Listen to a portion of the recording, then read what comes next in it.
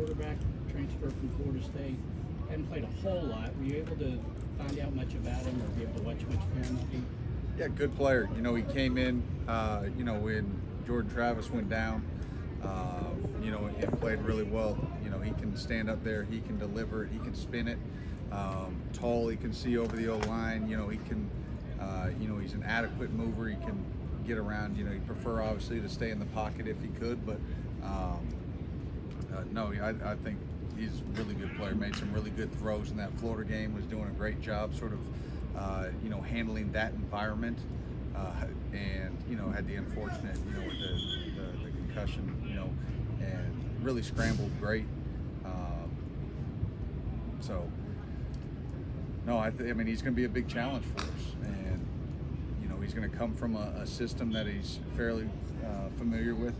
Obviously coming from Florida State, and the OC and the head coach there at Southern Miss, have ties with Coach Noel there at Florida State. So, there's a lot of crossover there, and I'm sure there's some comfort for Rodemaker, when making that decision. Obviously, it's been a couple of years now, but they were able to get the best of you guys a couple of years ago. How much do you use that to kind of motivate your defense and to kind of tell them not underestimate them? Honestly, none.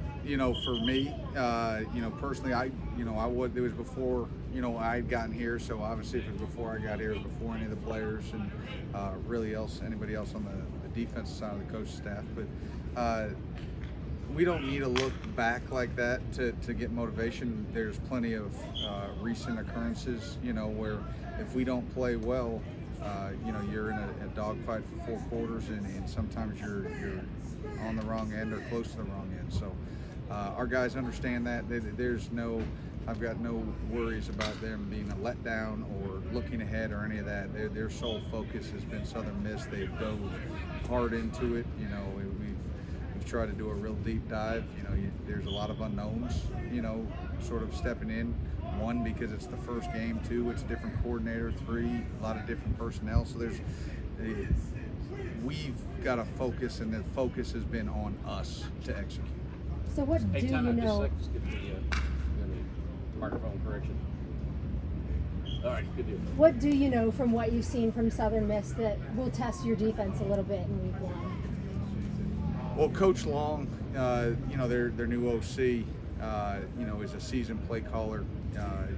Notre Dame, Tulane, Georgia Tech, we've seen him, in crossover stuff. He's been, an analyst at Tennessee back in 20 when we played down there, and last year at Louisville. So, there's familiarity, sort of from both sides, and stems from sort of all the way back when he was a GA for Coach Petrino, and so it's a system that'll stress you with shifts, motions, pre-snap, post-snap. They find ways to get the playmakers the ball. We understand that. There's going to be some unique looks that we probably haven't practiced, and our guys are just going to have to fall back on their rules and execute. With it being close to the season, have you kind of seen a guy that's kind of stood out in the defense that's going to be the vocal leader of the team this year? No, I think this group has kind of passed the torch. I say pass the torch. They kind of pass the baton around. Like, it's kind of a day-by-day thing a little bit.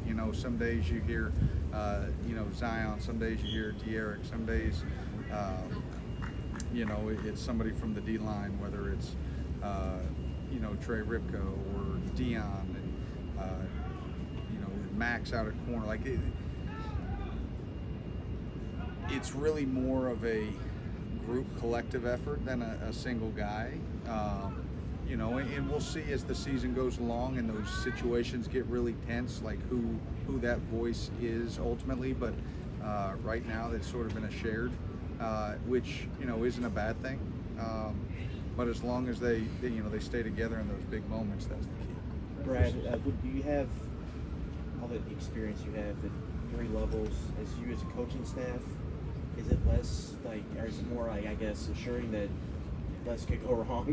Do you have all the experience, or does that even matter? No, I think it matters. Experience matters. That's not, but it doesn't necessarily always, relate relieve the anxiety that you have as a coach. Like, I think that's always going to be there. It doesn't matter young, old, a lot of starts, you know, because the bottom line is you have to live up to, you know, the players that have been talked to a lot or been talked about a lot, they have to live up to that bill. The guys that maybe haven't been, you know, they've got to be able to, hey, in those moments, show why they do belong, or, you know, why they should maybe get talked about more. You know, as a coaching staff, we have to do a good job in those big moments, you know, of making the right adjustments, being able to communicate with the players in the right way that they can execute and they feel comfortable and calm. So, yeah, the experience helps a little bit because I think they understand what to expect from us, you know, as a coaching staff. But we always know every season's different, every ebb and flow is different, and so we always have to be ready to adjust. Well, a lot of people have been asking us about that oar with Rayner there with Pop on the depth chart since it got put out. What have you seen from David? Yeah, you know what? I think the oars on the depth chart mean we've got guys that we feel like we have multiple guys that can play and they fill that role. And so to have predefined spots, you know, it is what it is. I mean, depth charts are funny to me. That's play number one, right? And I mean, I think you go to our 2 top 10 draft picks this year. I don't know how many combined starts they had on the basketball team, right? But you know, obviously they had plenty of talent. And they got plenty of play. So it's the same thing in any sport. You know, whether you start the game at kickoff, at the end of the day, you know, however many reps that you get, and it could be a lot, it could be a little bit, whatever your role is, we need all our guys to do that at a really high level. And then the higher level they do it, they tend to get more snaps the next game. Right, so just from the nature of defense, whoever wears that helmet on is probably going to rotate in and out more than the quarterback does on offense. So does that automatically go to his replacement, or do you have a way to designate for position to position?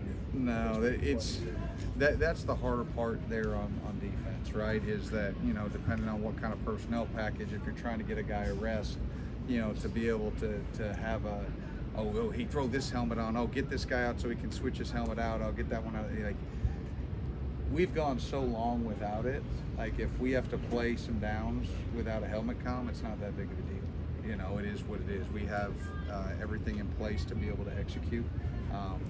If we have one out there, obviously that's a bonus, and it gives me the ability to talk to somebody that can communicate there on the field. Rod and Mark talked Monday about how the second quarterback spot across from Max is still an evaluation process. Is that a testament to the trust you have in multiple guys, or do you kind of want someone to emerge as that guy early in the season? No, I think it's a trust in multiple guys, you know, but like anything else, as the season progresses, you know, if somebody emerges, if somebody's playing better, if somebody and listen, all those guys on the depth chart that don't have an oar, if they're not playing well, guess what? The guy below them is going to jump up. So, like, don't read so much into that. Like, what you need to read is on game day, who's on the field, who's executing, because guess what? They're going to take way more snaps the next week. But yes, to your question, we have confidence in those guys. Would I like to see, you know, someone emerge? Sure. You know, that was like a couple years ago with Kibo, right? Like, we had the balance, and then Kibo stepped up and then played unbelievable. Well, a guy plays at that level, a second team All-SEC level, you're not going to take him off the field.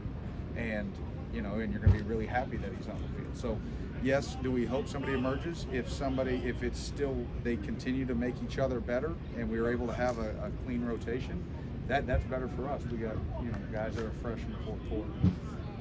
Brad, you mentioned that just having experience doesn't alleviate the anxiety or all the anxiety. Does it get any easier year to year when you're defensive coordinator? Yeah. After several years, is your night still the same the night before the game, or is it a little easier as you go on? You know what? That's a great question. For me, it's still very much the same. You know, are there certain things where, you know, I'm less anxious? Yes. You know, because you realize, hey, listen, you can only control so many things. So you can't just worry yourself to death on, you know, the uncontrollables. But, you know, I've also felt and, you know, that if I don't respect the process that I go through every week and I neglect it, or I say, you know what, I've got this, just like we tell the players, the game has a way to sneak up and humble you really quick. And so, you know, I try to respect that same process every year and dive into each team and put in, you know, the time to each opponent. Now, do I have a little bit more efficiency in how I do it than year one? Yeah, because I know what to expect. Okay, folks, thank you very much. You get to our players.